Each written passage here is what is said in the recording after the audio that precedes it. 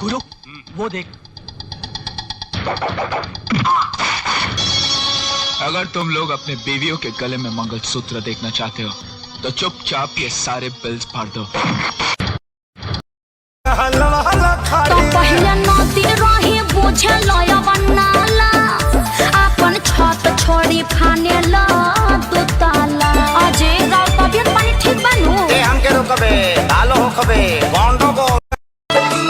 टूटे हैं इश्क में हम पर कोई गम नहीं है, मेरे ही थे कभी वो ये भी तो कम नहीं है।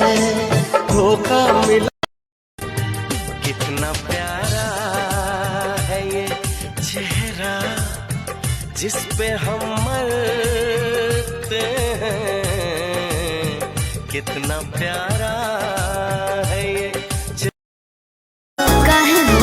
पगली क्या कहत रे बुझा गोरी सटला या खटला से गल गईनी, तोहर देखी सूरतिया फिसल गईनी। अब तो कमर के नीचे भी उठला है। अपना करे जा जैसे राखब संभाल के, अपना करे जा जैसे राखब संभाल के, देता ना दिल